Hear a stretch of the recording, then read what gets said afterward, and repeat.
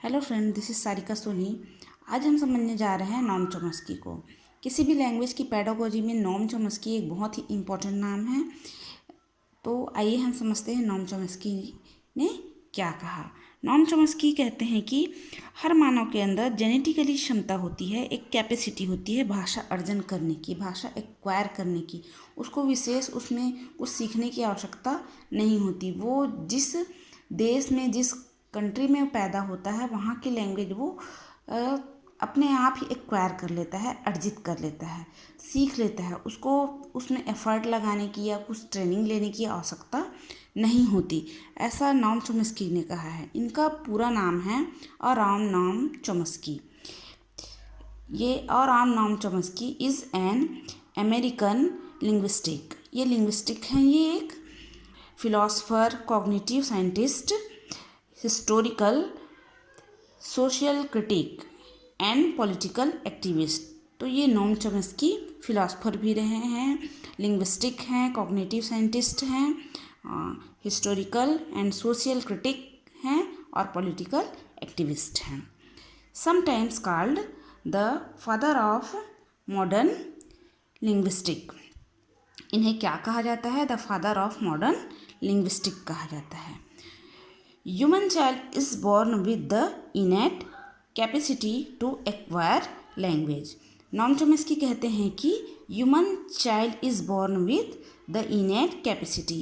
मानव का जो बच्चा होता है, बच्चा अपने इनेट कैपेसिटी मतलब जन्मजात क्षमता के द्वारा पैदा लेता है, जो कि वो एक्वायर कर लेता है, किसी भी लैंग्वेज को सीख लेता है, अर्जित कर लेता है। उसे विशेष कुछ प्रशिक्षण या ट्रेनिंग की आवश्यकता नहीं होती। उसमें जन्मजात यह क्षमता होती है।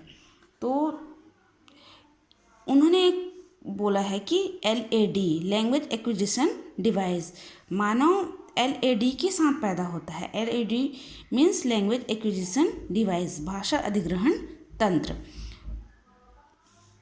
तो LAD एक, इसको आपको याद रखने हैं, इसका full form language acquisition device होता है। और ह्यूमन ब्रेन जो होता है उसमें 2 हेमोस्फीयर, एक लेफ्ट हेमोस्फीयर होता है और एक राइट हेमोस्फीयर।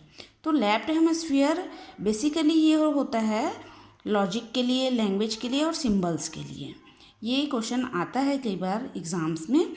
तो आपको याद रखने हैं कि लेफ्ट हेमोस्फीयर जो होता है ब्रेन का, ह्यूमन ब्रेन का, वो होता है लॉजिक, लैंग्वेज, सिंबल्स के लिए। और राइट हेमोस्फीयर जो है वो होता है क्रिएटिविटी, जिसको सृजनात्मकता या रचनात्मकता कहा जाता है। अब आगे नॉम चॉम्स्की ने जो कहा उसके बारे में बात करते हैं। He talks about universal grammar. इन्होंने सार्वभौमिक व्याकरण की व्याख्या की है। He talks about universal grammar, सार्वभौमिक व्याकरण जो सभी के लिए नियम लागू होता है, ये किसी एक के लिए नहीं, सार्वभौमिक व्याकरण इन्होंने दिया है। The basic postulate of UG is that a certain set of structural rules are innate to humans independent of sensory experience।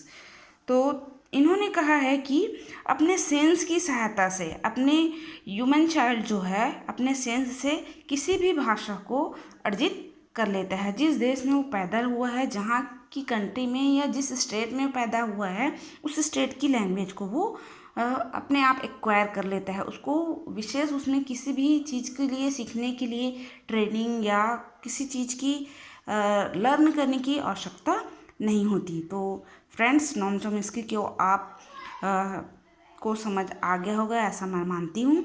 इसी तरह से आप, यदि इसमें कुछ डाउट है तो आप कमेंट बॉक्स में अपने डाउट्स को पूछ सकते हैं। Okay, thank you friends.